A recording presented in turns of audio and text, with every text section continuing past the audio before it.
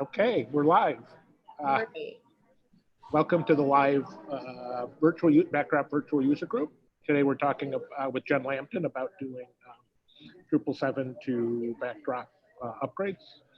And just a quick note, we've been doing pretty much monthly user groups for about almost a year now. So if people have ideas for future topics, let us know. We try to do them about something like the first Tuesday of each month, but it's varied a bit. So watch out for future topics. We don't have our next topic selected yet, but I'd love ideas. The plan for today is that Jen's just going to do the presentation.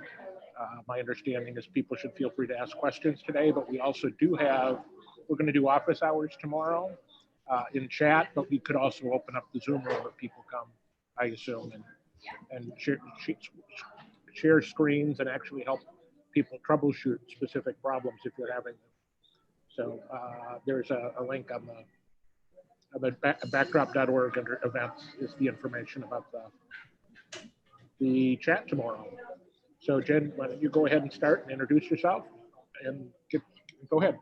Sure. My name is Jen Lambton. I'm one of the co-founders of Backdrop, and I've done a lot of upgrades. I started in the early days doing upgrades from Drupal 6, and to get from Drupal 6 to Backdrop, I usually went from Drupal 6 to Drupal 7, which was the hard part, and then Drupal 7 to Backdrop, which was the easy part.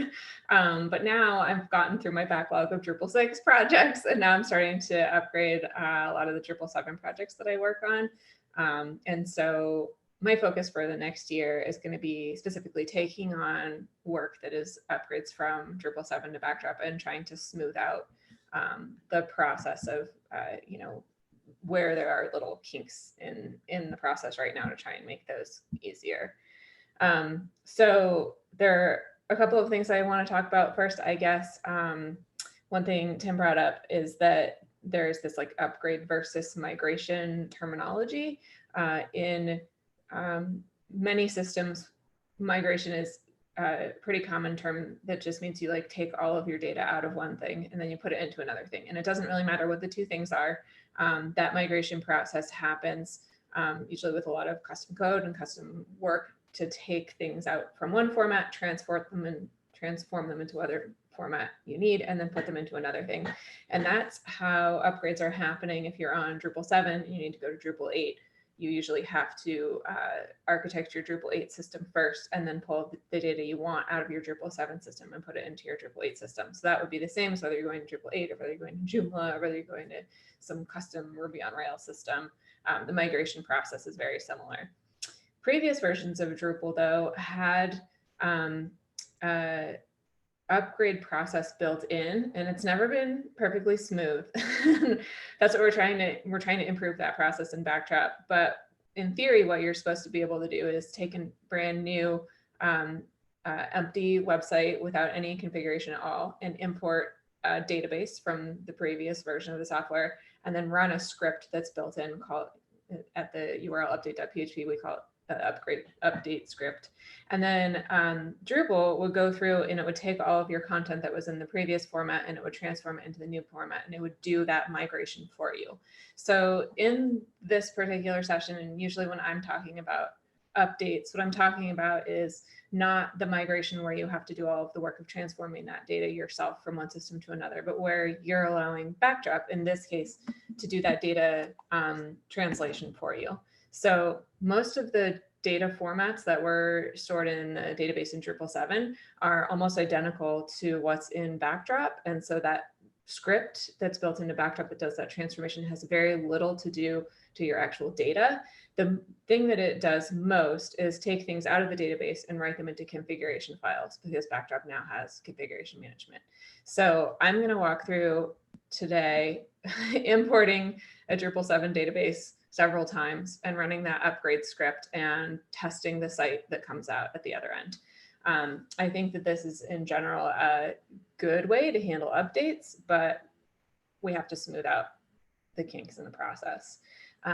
Before the meeting, Peter mentioned that there are some kinks, especially around modules that were contributed modules in Drupal 7 and now are in core for Backdrop, trying to get those transitions to be seamless is a little tricky. In some cases, the data has changed from how it was in Drupal 7 contrib to how it is in Backdrop core. In some cases, there were more features in Drupal 7 contrib that there are now in Backdrop core. And so trying to figure out where every one of those little snags is and smooth it out by either putting in the correct translation or adding the feature or specifically documenting that this one feature won't be there, I think is going to be really helpful for people coming in.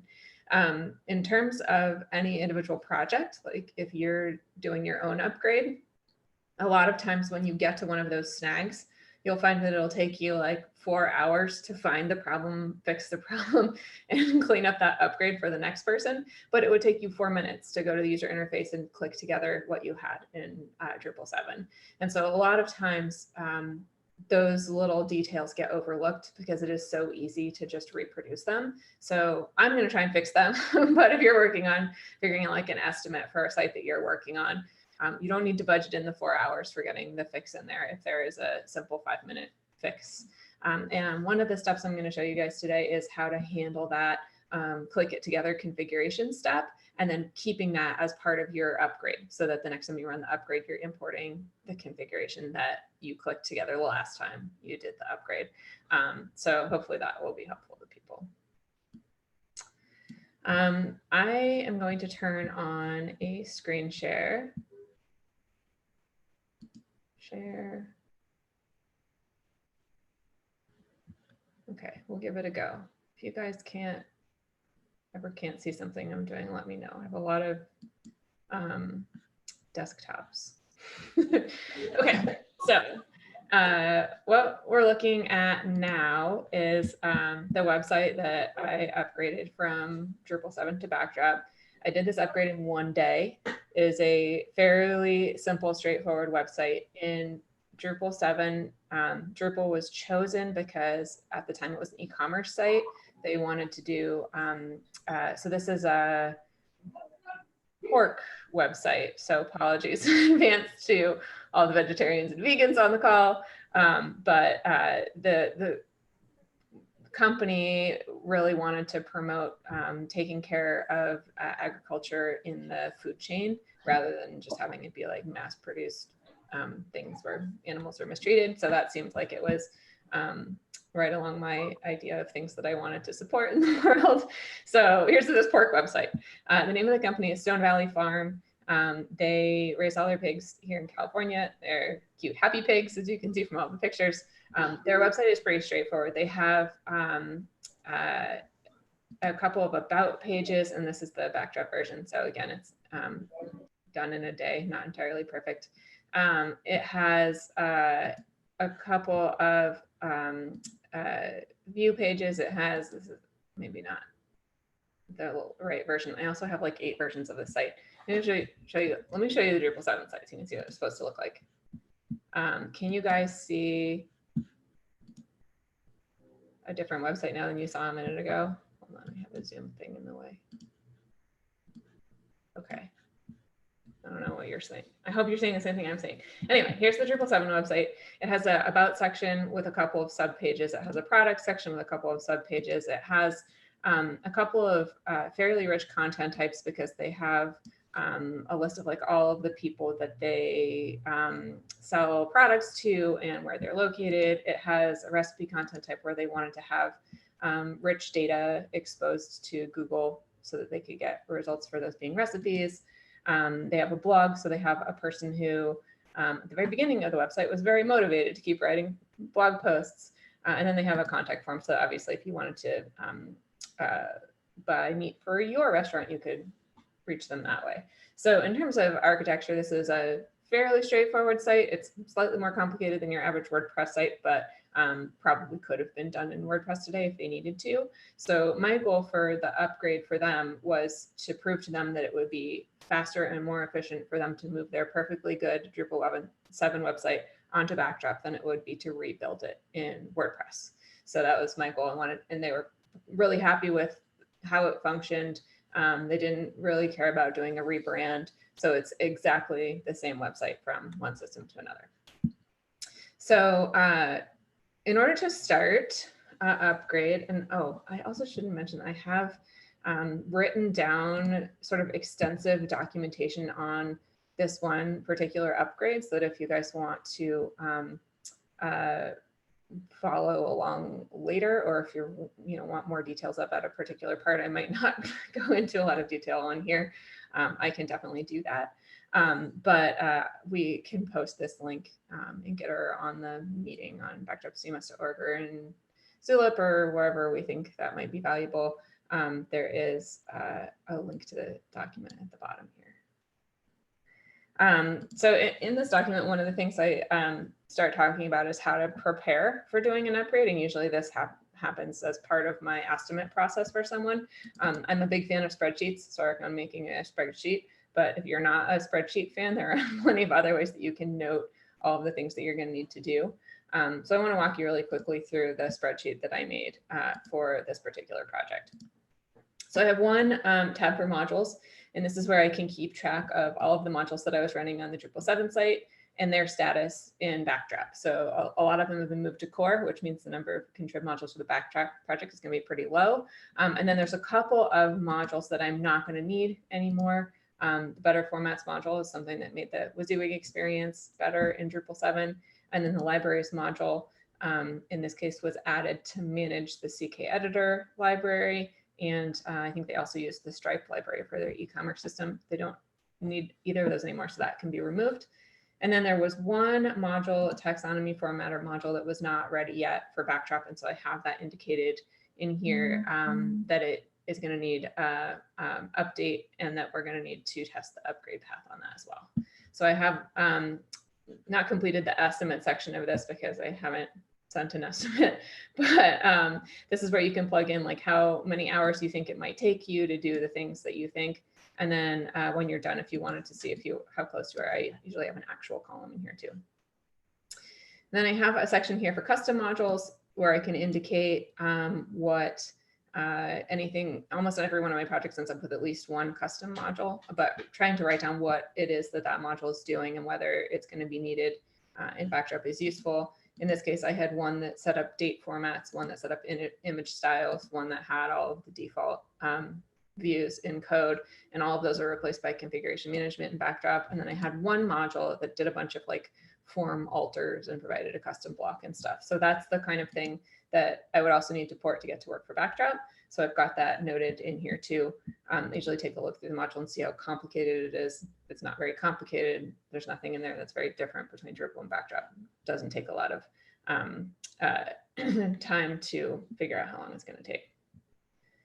I usually also note the layouts that are on the site, and this is something that is a little tricky. This site was using panels in Drupal 7, so I had a couple of panel pages, and it had a node override, which for those who are using panels, we have something similar to that in Backdrop. So my architecture on my spreadsheet for what layouts to use was based on what panels were set up before. And I thought that would just be easiest in terms of placing blocks and pages with the same rules that was there before, exactly the same as what it was. Some people, when they're doing a new site, might choose to architect it differently the second time around, but I didn't spend any time thinking about that here. So I have chosen a template from the templates that are provided in Backdrop Core that was a close match. And then you'll see in my theme, I've overridden that template file to make it look like what it did on the old site. And then I have one page that uses a different template, which is the home page, uses Boxed-in. And then I just noted on here the regions that were provided to make sure that they match what was provided in Backdrop's core layouts, and the types of blocks that were placed into different places. And then if that block came from this particular part of core, or if it was something custom, so I could get an idea of what kind of work it would be. I also tried to highlight the differences between the default layout and what might appear on other pages. So for example, the only difference between the default layout and the blog page is that there's a blog view, and the same thing for the recipes page, there's going to be a recipes view. And then on my individual node pages, a lot of them had views added in addition to the node content. And so those would all be placed into the sort of main content area with specific visibility conditions. So I noted here what those visibility conditions would be, and that'll just make it a little faster for me to get in there and do the building of layouts when I get around to doing it. So one of the reasons that I map out all the layouts like this is because we do not yet have an upgrade path from panels in the configuration you get with panels to the layout system in Backdrop. And I could spend a bunch of time working on that, but I also know that these layouts are really simple and I can have them done in less than an hour if I just rebuild them myself. So for this particular project, since I was hoping to prove to them that it was cheaper to upgrade to Backdrop than to rebuild in WordPress, I'm going with sort of the low end of how fast can I get this done. So I also sometimes make additional layouts depending on the complexity of my site. I might want to note like all the different content types and how many pieces of content there are. This, as you can see, is a very simple site. It only has 60 content items. For more complicated sites, doing a breakdown of the types of content gives me an idea of what's most important for that particular site. Like, is it a huge blog site with millions of blog posts? This one only has 5. It's not, obviously, blog is not the most important thing to them. And then I can spend more time testing the things that I think are most important. And here it looks like they are primarily using this site to manage a listing of their resellers. So that was kind of what I was focusing on for making sure that we got all of those features to be an exact match for what they were before. If I had a bunch of really complicated fields, and this website doesn't, I usually have another tab that just talks about how I'm going to manage field types. In this particular spreadsheet, and I can share this with you guys too if you want, I left an example from a more complicated website because for this website, there was nothing in here, where I might have fields from field types that aren't supported in Backdrop. So for example, there are like media YouTube fields or field collection fields or node reference fields, entity reference fields, things where the upgrade path isn't going to be so smooth. And so when I have a site that has that kind of content on it, I usually spend some more time to figure out like where it's used and, you know, what it might be replaced with and how I plan to do transition from Drupal 7 to Backdrop. In this case, some of it is going to need to be converted from one field to another. And I have a module that I use for that as part of my own collection of modules that I do in Drupal 7. So if you have 2 modules or 2 field types in Drupal 7, it can convert one field to another and then move all the data from one field type to another. And then you can delete the field that's problematic in Drupal 7, and then Backdrop's upgrade can handle the update from the Drupal 7 format to the Backdrop format for you. So I had a couple of sites where I did that. That's what this set of notes is from. But there are some field types that have built-in transitions from one type to another when you go from Drupal 7 to Backdrop. So references, for example, is the Backdrop reference module. But in Drupal 7, we had both entity reference and node reference. This particular spreadsheet shows a website that had both types of fields on it. And so for that project, I used, I think there's a pull request for the references module that converts all fields, node reference or entity reference, into reference fields for Backdrop. So there's just stuff like that where I like to go through and note all of that stuff ahead of time so that I can figure out how hard is this upgrade going to be. Also for more complicated sites, I sometimes build a site map. I left this tab empty because the site didn't really need one, but I left the column headers here in case anybody else wanted to see what I would usually do for that.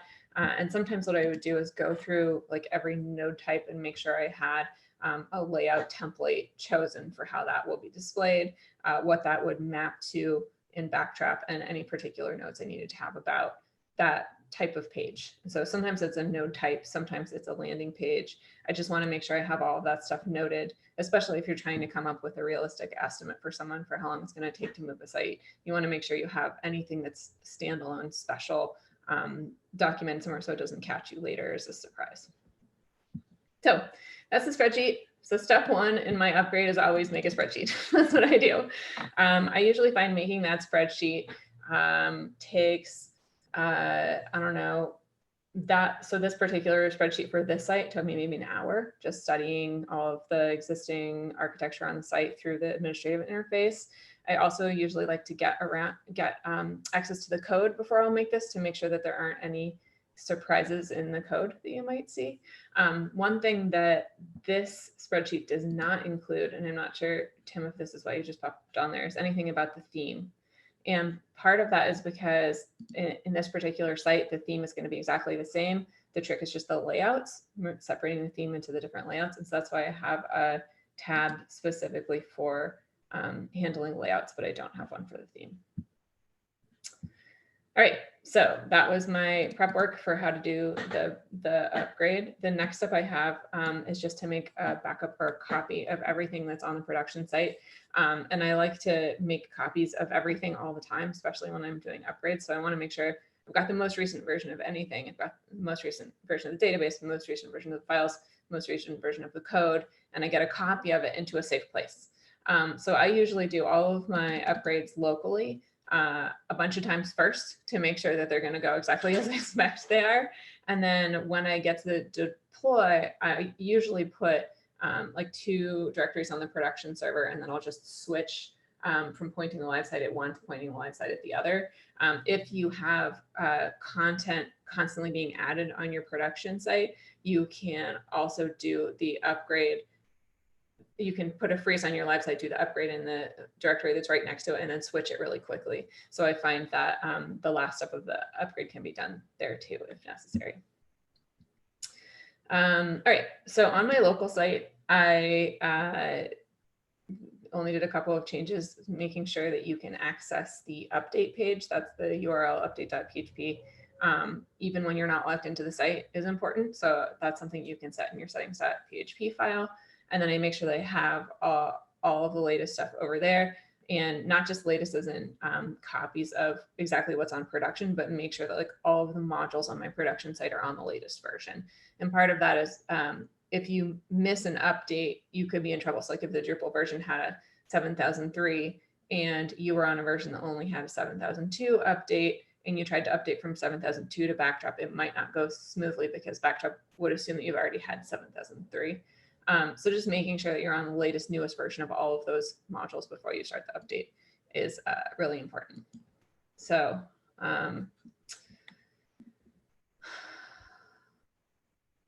I have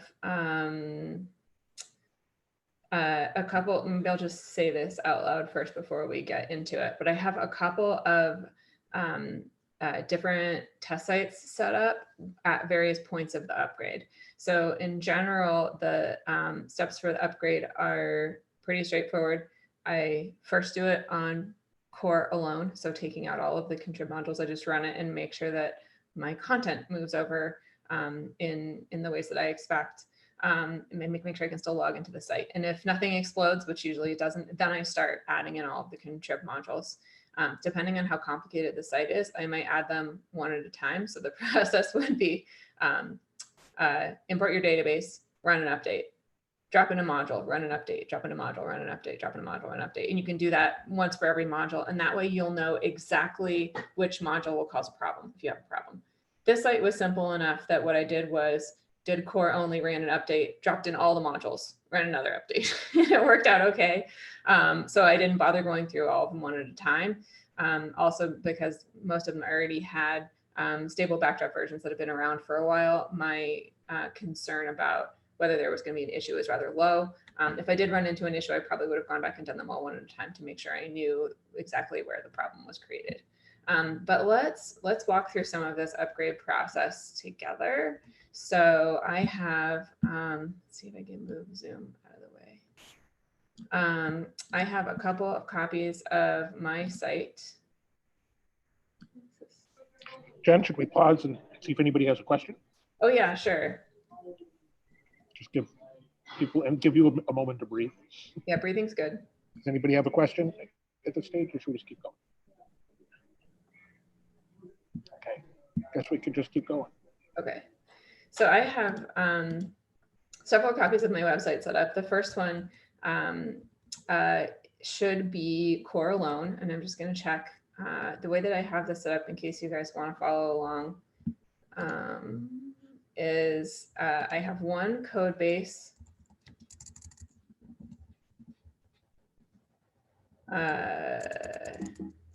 Interesting. So I have one code base that, and as I've been walking through making these updates, I have created separate branches at different steps. And this is on GitHub and publicly available. If you guys want to see it later, we can post a link to that somewhere. And so I have a branch that's core only, which is where I'm going to do the first upgrade. I have a branch that has the contrib modules, which is going to be the second update. I have a branch that has configuration changes only. And then I have a branch that has the theme only. Exit. So here's the configuration one. This should be contrib. Just so I know what's going on. I have too many tabs. I am aware of this. Okay, so I have one that's core only. I have one that is contrib. I have one that is configuration, and I have one that is the theme. So that's usually the process that I do as I go through these things. The order in which I do it on the version that's in GitHub, I've numbered them, so it's a little bit clearer. But this is also all documented in the Google Doc too. So let's go to core only. So this is should be nothing but core. So one thing that I like to make sure is that every time I do an upgrade, you need to be in sort of exactly the right place or state to do an update.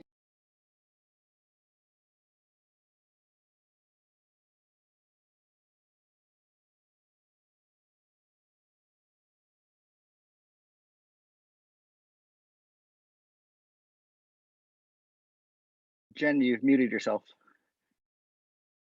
Thank you. I was trying to move the thing out of the way, but okay. So I have a configuration directory. I'm not sure how long ago I did that. Am I still muted? No, I'm okay. Like 10 or 15 seconds. Okay, good. I have a configuration directory called dev active. Right now it's full of configuration files because I've run this update before. I can't run it again with them in here. It will fail. So I'm just going to remove all the JSON files. So the only thing in here is the README. I also have a files directory, which I'm going to delete entirely. And then I'm going to copy a clean version from my Drupal 7 site. So it's sort of a starting copy of exactly what the files look like on Drupal 7.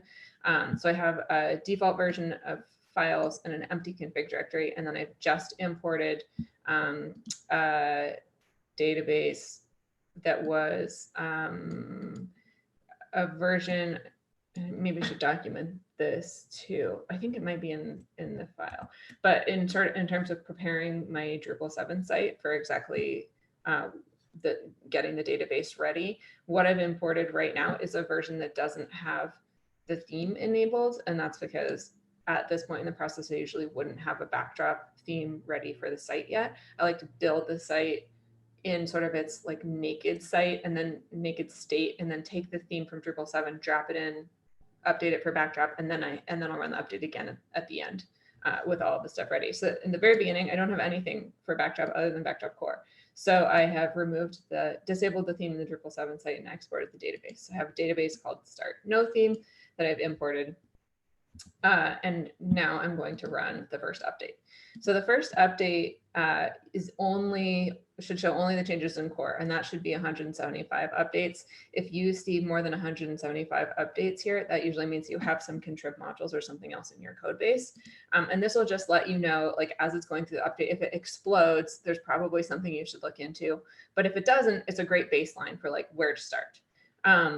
You often see undefined index errors as the update is running, sometimes because it ends up calling stuff that, like for example, in this case, we removed a couple of field modules when we did this update. So because of this isn't the end update, this is just sort of my first step. I'm going to ignore it if it's a notice. If it was a fatal I would probably look into it. But a PHP notice I'm going to ignore for now. And at the end, if we still have them, then I'll be concerned.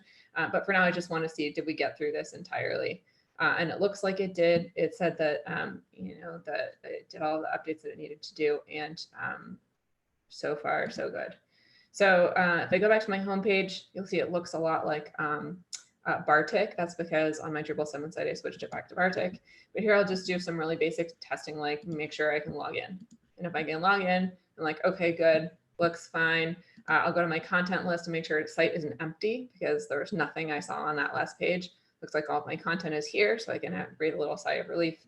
And I might go check out, like make sure I have users or make sure I have, I don't know, anything that's important, taxonomy to my site. Is it there? And not doing a really extensive search because we obviously don't have all the modules that we need to make it work, but just to run that first step of the upgrade.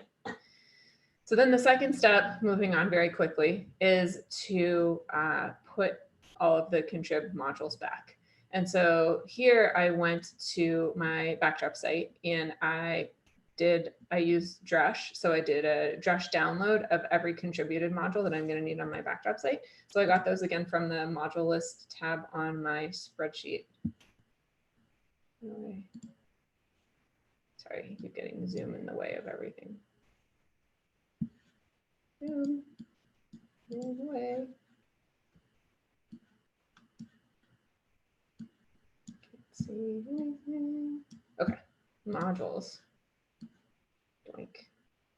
All right. So what I would do is just go through here and take like Google Analytics on the web, references, SMTP, views accordion, WebForm. That's it. Drop them in.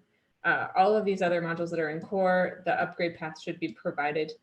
This is again something we'll need to test once it's done to make sure it's there. But for the most part, those are the modules that I've added.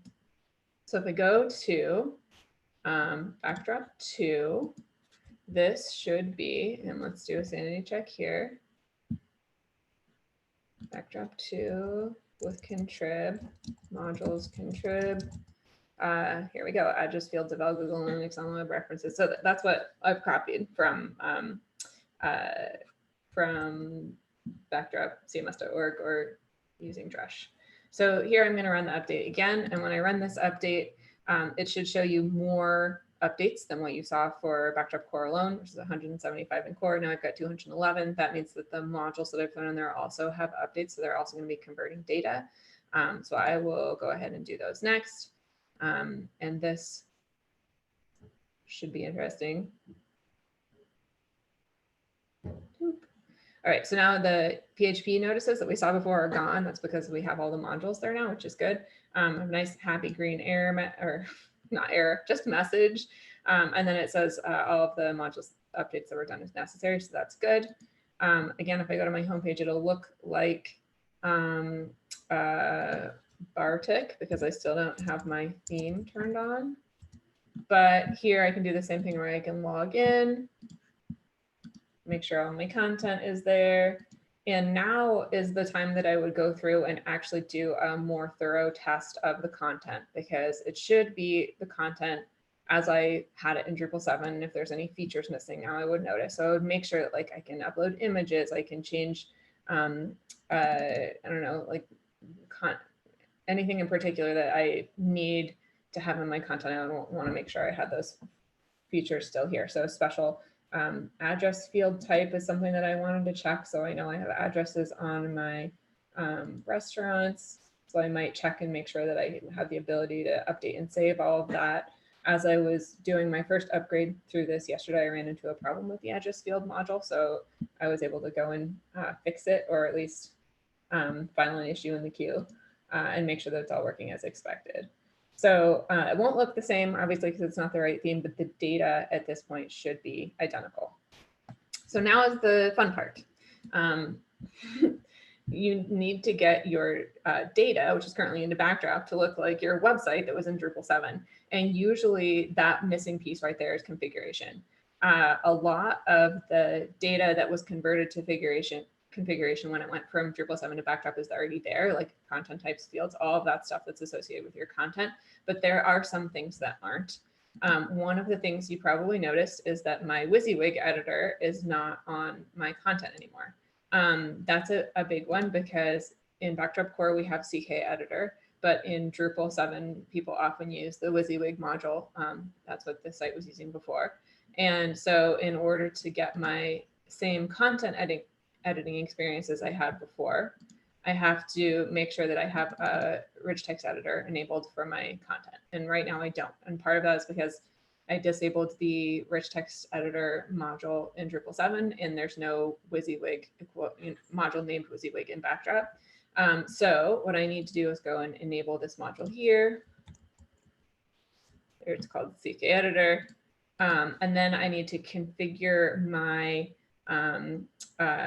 input format to use the editor. So in this case, the editor was on the filtered HTML format. So if I configure that, I can turn on the CK editor. And then if you had any specific button configurations that you did in CK editor that you needed here, like, I don't know, the ability to add inline images, you can make those changes here and make it match what you had before. There are a lot more buttons available for the CK editor module in Drupal 7 than there are in Backdrop. So there are some contrib modules that will give you back some of those features. So in this case, I didn't really need a rich text editor for any particular reason. I was just using it to make editing easier on my editors. So I think the default one in Backdrop probably has more features than what I actually exposed to my editors in Drupal 7. But this is the kind of thing where I would compare and make sure that it was exactly the same so that they're not frustrated with missing something that they were using before. So I'm going to turn this on. And again, Zoom is in my way and I don't know how to get it out of the way. There we go. So what I've just done is I've saved a form that writes to a configuration file on disk.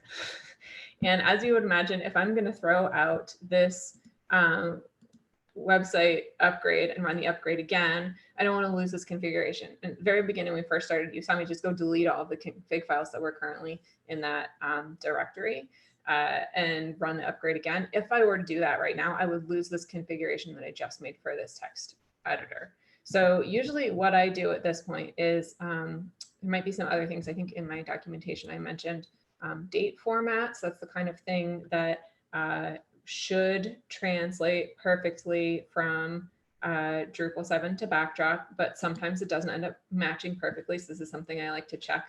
On my Drupal site, I had AM and PM on the end of all of my patterns. In Backdrop, I don't seem to have that. So that sets off a red flag to me that these didn't upgrade appropriately. So I've opened a core issue and we're going to try and get that resolved. But if I were to go and update these here, again, I would want to make sure that those configuration changes weren't lost when I run the update again.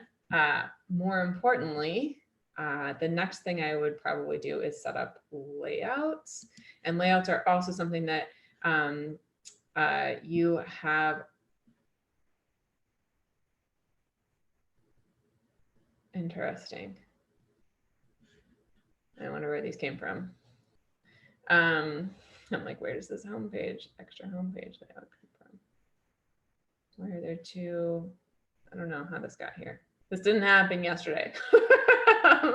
Anyway, layouts are a thing where I tend to spend a lot of time placing all my blocks into different places, especially if you have a lot of different layouts. You want to make sure that those configurations aren't lost. Because I did the upgrade here when I had the Bartik theme enabled, the layout that's going to be my default layout is the Simmons layout, and that exactly matches the placement of regions in the Bartik theme. In this case, I would want to change this to a layout that more matches what my site is doing, which would be something like Harris, and then move all of the blocks around to the regions where you'd like to have them. Anything that isn't working will tell you it's a broken block. Anything you want to have add in a particular place. I have a quote block. I might want to put that in the sidebar or something like that. Will sort of help my site start to look like what I wanted it to do in Drupal 7. So it's still in the wrong theme, but I now have like a quote in the sidebar and my content in the middle, and it's starting to get closer to what I want. So I would spend some time right now in this particular stage, even when it's using the wrong theme, building out all of my layouts. and getting them to have the blocks that I need in the places that I need. Then the tricky part is trying to figure out how to get your configuration not to get lost. And so in my I'm still in the contrib repository.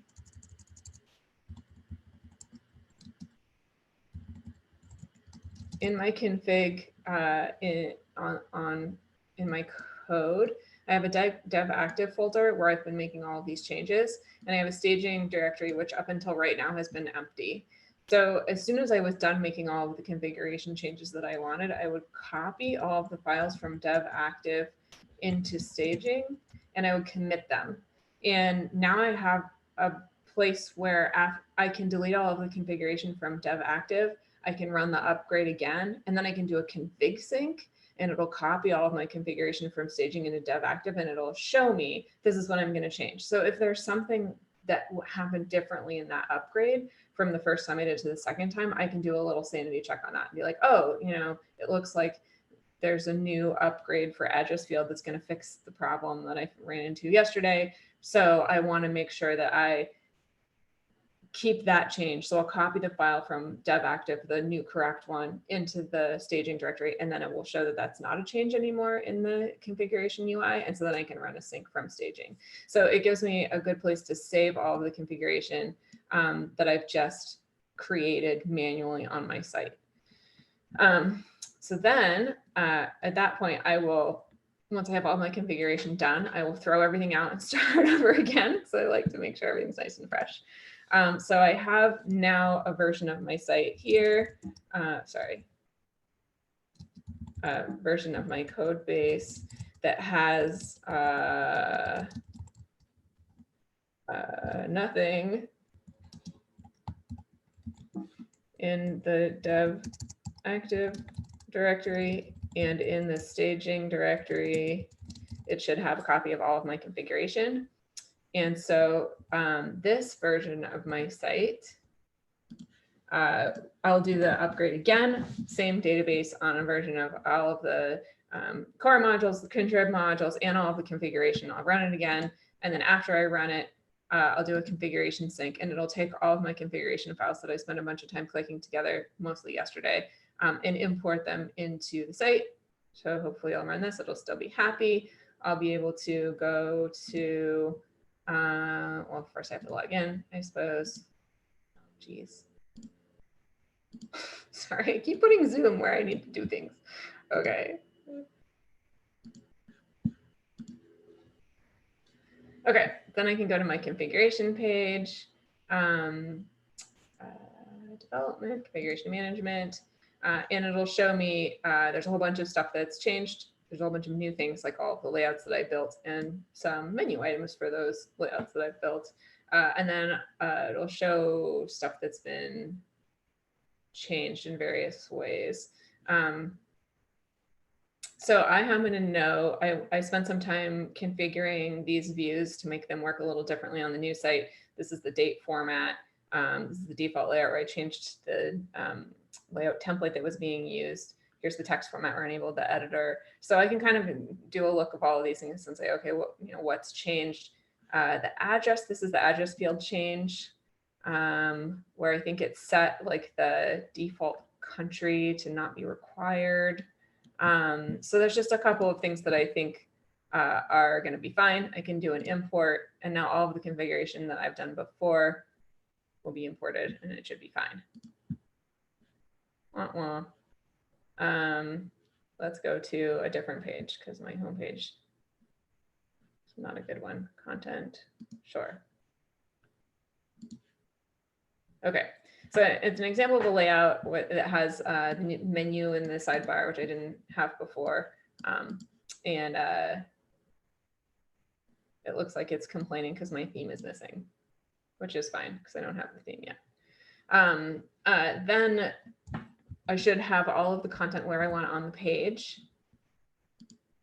And the next step would be to build the theme. So since I have a theme for Drupal 7 that they wanted to be exactly the same, I think we did a session before on how to port a theme, so I won't talk about any of the code that was involved in that, but all I'll do is just copy the Drupal 7 theme into the Backdrop theme, remove or rename the layout template file, and then start working through all of the other template files to make all the PHP notices go away. In general, that's the thing I start with, and then I check the DB log to make sure there's no notices in there anywhere else that I've seen.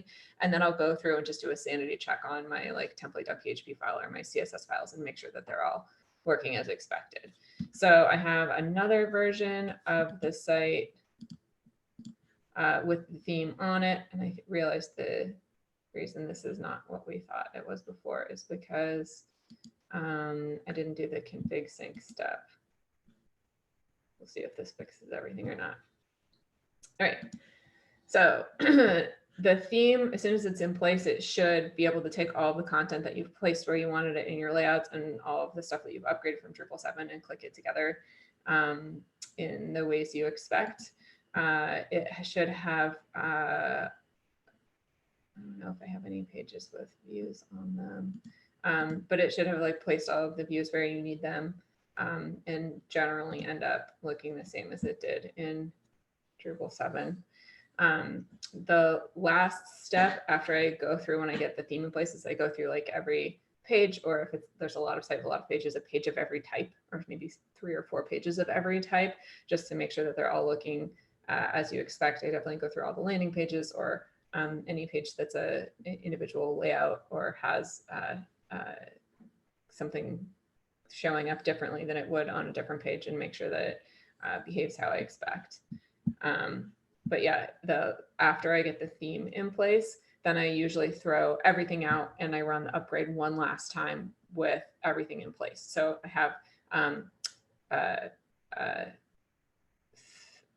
all of the core, all of the contrib modules, all of your configuration, a custom theme.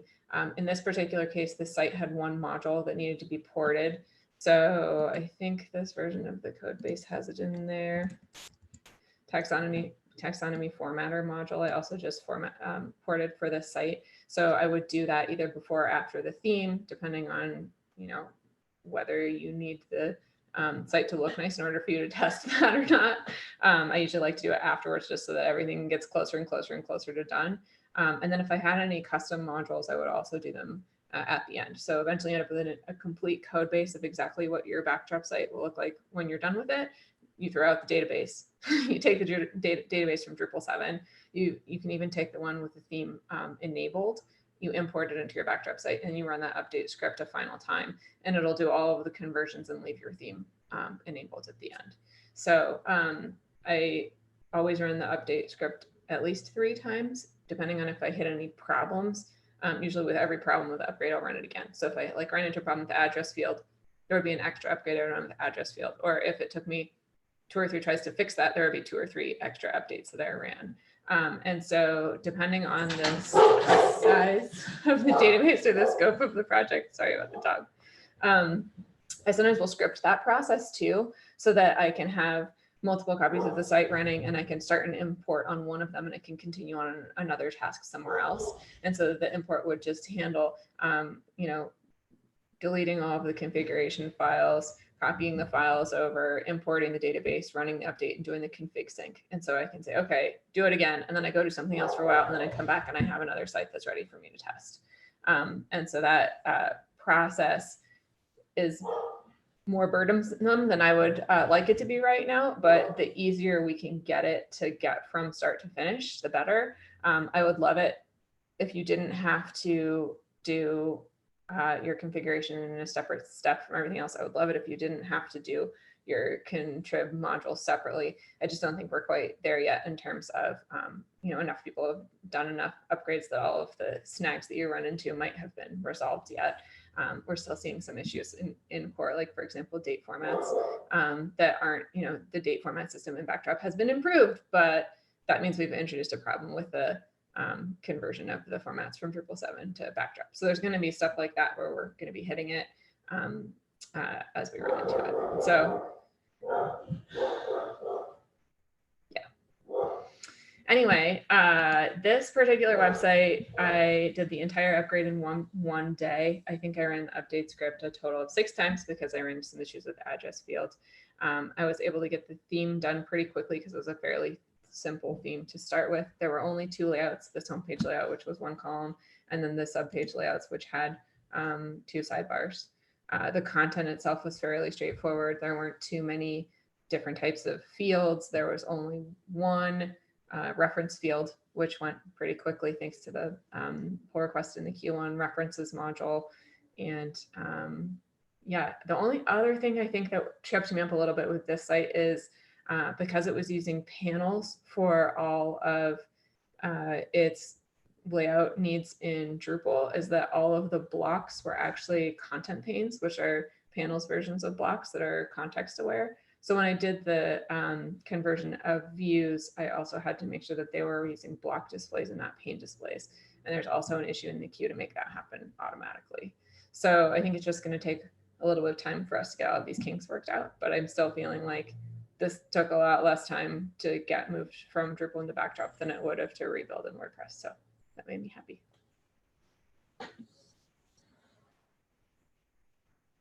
Good. Does anybody have any questions?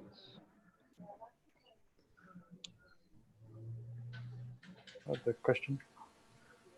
Go ahead.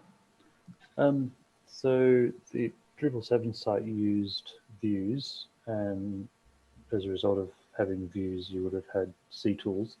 So what do you do with something like CTools where there's no module for that in Backdrop? Do you uninstall it in Drupal 7 first before any upgrade, or do you leave it there, or what happens with that, for example? So you could probably do it either way. I usually leave CTools alone, like I don't uninstall it in Drupal 7. I let the database update script handle disabling that module when it converts the database from Drupal to Backdrop. And because it recognizes CTools, it'll do that for me. There's a couple of other things like token and path auto. Like if you had modules that were individual modules in Drupal that are just now part of Backdrop core, there's a list of modules that it knows to identify and disable as part of the upgrade path. So I usually leave them alone. And generally I leave them alone unless it causes a problem.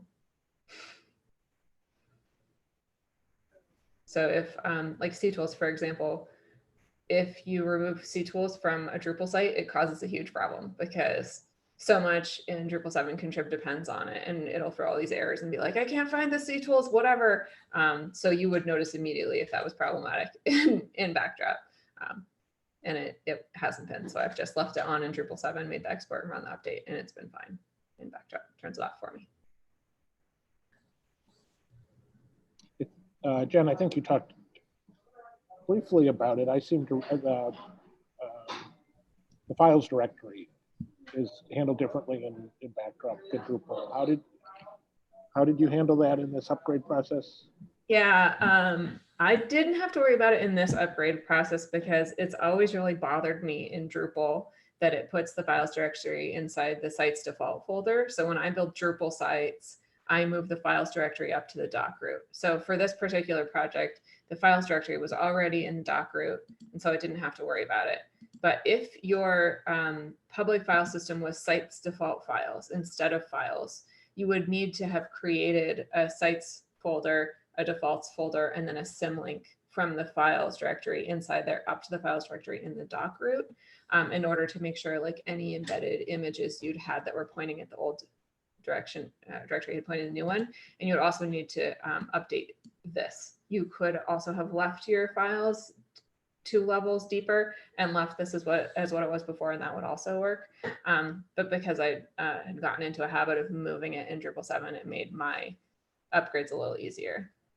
There is also, like, if you get into a pickle with your files locations, Drupal 7, I think, has removed the complete path from the database. So there shouldn't be anything in your database that needs to be changed. The only thing is like when those images do get embedded in content and there's like an image tag, that's the only place where it's got that. In most places it uses a URI, and the URI will look up the actual location of the database and add the public file system path to it. And so if you can change this one configuration setting public file system path, and make sure on your disk you have that symlink. That should cover all the instances of like, this is what builds it automatically, and anything that was pointing to where it was before should get fixed by the symlink.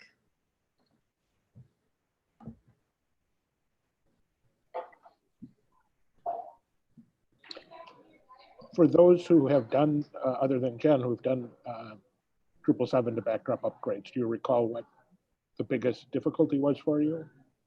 Anybody have anything to share?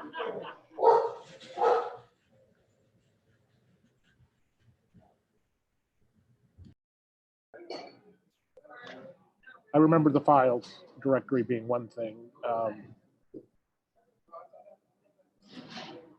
Well, Go ahead. I'll say that when I started messing around with this, I didn't think this was going to be for a website that I was actually going to use. So when I didn't necessarily follow all the correct steps when I started, and now I'm in a place 6 months later that we're going to use it. So I'm worried that I've spent 6 months playing around with this, and I may have screwed something up when I initially did it, when I didn't know what I was doing. And I don't really know whether I've still got 6 months left, so I could legitimately start over. I don't know. You probably don't need to start over. Like if you have a working code base for your site right now, the only piece that you might have missed something on would probably be the database update part. And as long as you have a working code base and all of your configuration as you have it now, you can run that update over and do a config sync, and it should end you up in the same place.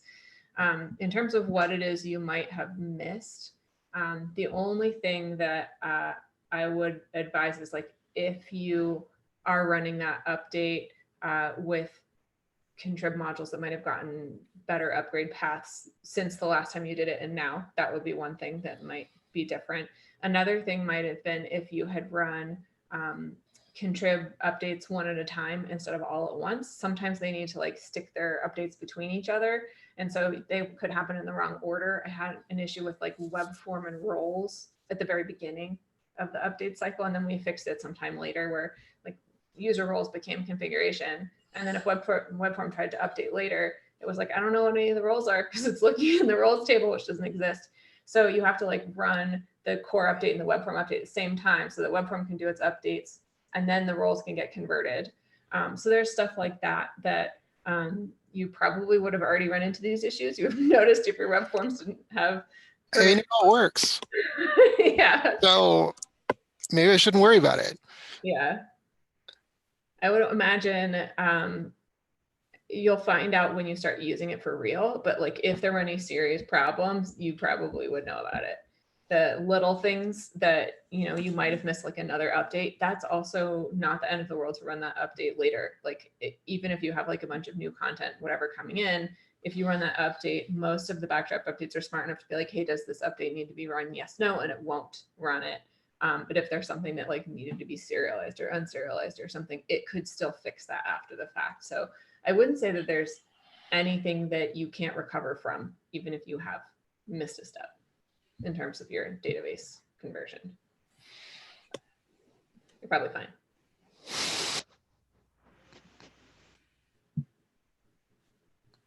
So one of the side effects of doing going through the upgrade process, right, is especially if this has happened before, right, if it was upgraded from Drupal 5 or 6 to 7, is that you end up with a lot of stuff in the database that is no longer being used, right? I certainly ran into that issue when I was doing mine.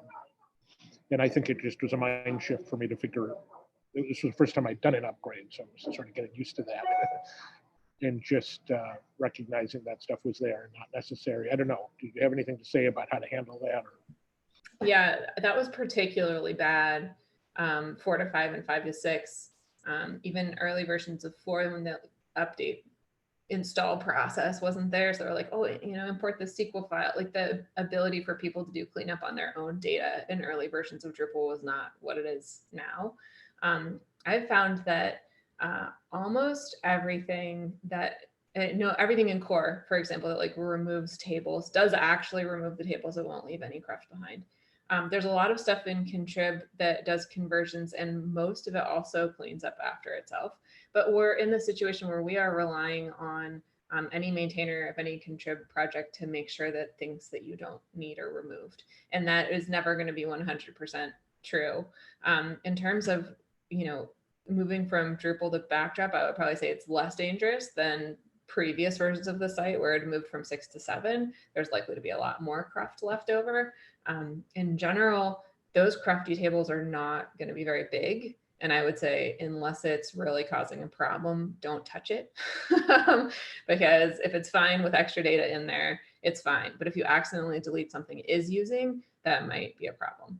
If you want to try cleaning it up, that's fine. Make lots of backups. Make sure you have a version, at least one copy from before you started tinkering with it. So that if later on you've deleted it, you thought it was fine, you've started using the site 6 months from now, you realize, oh, that's what it was for. If you still have that copy of that previous database, you can like pull out that table you deleted and put it back into the site you're using now. So in general, I feel like unless it's some massive cache table that's like, you know, a third of the size of your database or something, some of them are, they get really big. I wouldn't worry about it. And cache tables in general, you can truncate anyway. So yeah, I don't know, but I have there's some modules that didn't have uninstall hooks associated with them. So it might not even be associated with your upgrade. It might be like something you tried once, turned on, turned off, and then couldn't get rid of the data. I have a bunch of like quiz module data left over. There's some stuff like that. If it doesn't take up a lot of room, I wouldn't worry about it and just leave it there. It's fine. I have a couple of questions about scaling. The process that you went through today used the update script, and I'm curious what the trade-offs between that versus a more traditional ETL extract, translate, load format is, where you first dump the data into some intermediate format, muck around with it, and then bring it in. Like do you have circumstances where you prefer to use feeds, for example, or other kinds of things for getting data in rather than let the update script handle it? So I use feeds when I'm pulling in data from external sources or formats that don't exactly match to what's in my database. But because coming from Drupal 7 to Backdrop, we know the exact format that it was before and the exact format that it is after, it seems silly to make every single person who's doing that update do all of the extra work of export, translate, import. We could just do it for them. So that's really what the update is supposed to do, is make it easier on everyone else. If I'm pulling in data for something that's not Drupal or Backdrop, then I use feeds, because that's where you're like, oh, this is a JSON feed and I need to import it, or this is an atom feed or RSS feed or whatever. I need to pull in the data from one source for another. And then you can do that mapping of like, this goes into this field, that goes into that field. Most of the sites that I've done, the site that they've wanted at the end is nearly identical to the site that they had at the beginning. There are some cases where like they want a completely different site, and the only thing that they want from their Drupal 7 site is like all their blog posts, where it might just make more sense to build a new site and then use something like feeds to just like ingest an RSS feed off the old site and pull all the content in, and then you're done. Or, you know, use some other system like that. But that hasn't been, those haven't been the sites that I've been working on. The sites I've been working on are, we like it just fine. Unfortunately, Drupal 6 is dead. What do I do? And usually I don't want to invest very much in it. There are, you know, a lot bigger agencies that are like, I have a huge budget, let's build a new website. Oh, by the way, but we need the content from over there. And that's a much better fit for, you know, feeds or migrate or, you know, any other tool you can use to like extract, translate, import. Are there performance considerations, or is there like a certain number of nodes you get to where it's just gonna be spinning its wheels for too long in the update script, and you want to cut it up into pieces, or does that not come up? So the update script should like batch appropriately, and it'll just carry on for as long as needed. The one thing that I would say is if you have to do continuous integration, right? Like if you have a dev site and a live site, and your live site is getting lots of content all the time, and you need to like keep importing all of the content from your live site, that might be a circumstance where like you wouldn't want to run the upgrade on all of the content all the time. You only want the new content. And so that you might be able to set up where it's like, show me all content created in the last 5 hours, and then keep pulling that in so that you're updating all the content on your dev site continuously.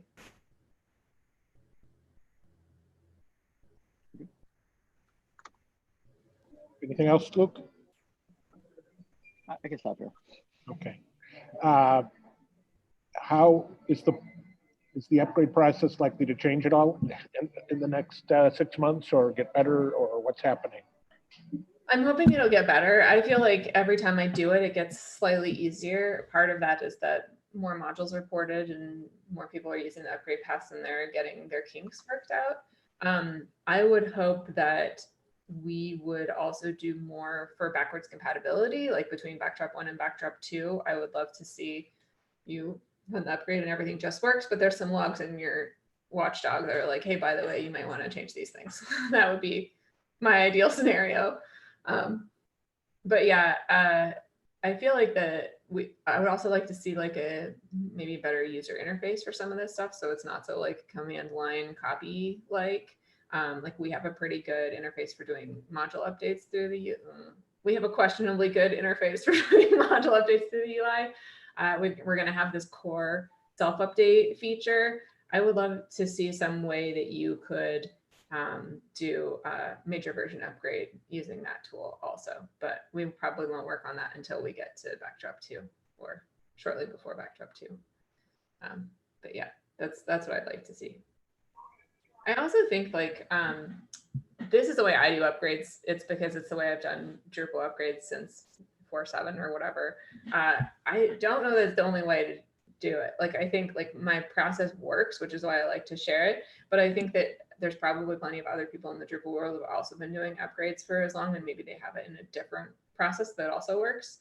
But yeah, I feel like doing it over and over again is something that I like to do because it sort of helps me be like, okay, sanity check, step 1, you know, does core work? Sanity check, step 2, does contrib work? Does config work? Does theme work? Does ported modules work? Whatever. And by the end, I'm very confident that like the core update is good because I've done it 8 times. And so it's also like a confidence thing where I feel like there's probably some people that are like, I'm just going to do the whole thing. I'm going to write all my new code, and then I'm just going to run the whole thing, and then I'll just debug it. And maybe that's better, works better for their process. But I really want to catch like every bug and fix it one at a time through the sequence, just because I'm usually the one that's having to maintain these things after I get them upgraded. I want to make sure none of that's going to come back to bite me later. So that's how I do it. Well, we've been over an hour. Any final questions, or should we can wrap it up? Jen, I think, is going to be around tomorrow afternoon again for our office hours, as will hopefully maybe a couple of other people from the background community. So if you are working on an upgrade and or planning one, and you have more specific questions that would feel better for that kind of format, please drop by tomorrow. Again, the link, I think we're doing it, actually, I think it starts an hour earlier than, no, it's 1 o'clock Pacific time. So it'd be an hour later than we started today. So, okay. If there's nothing else. Again, let us know if there's other topics you'd like for future. Luke, are you ready to do yours next month? A month from now? What? A month from now, you saying? Yeah. Right. I can promise arbitrary deliverables for a month from now. Yeah, sure. Well, we'll be in touch. Okay. Luke's on deck for the next virtual user group next month, talking more about data, moving data around, but less about upgrade and more about just generic moving data in and out of Backdrop, right? But we're related, you know, lots of the same issues here. So that actually was one of the things I was thinking about. All right, good. Great.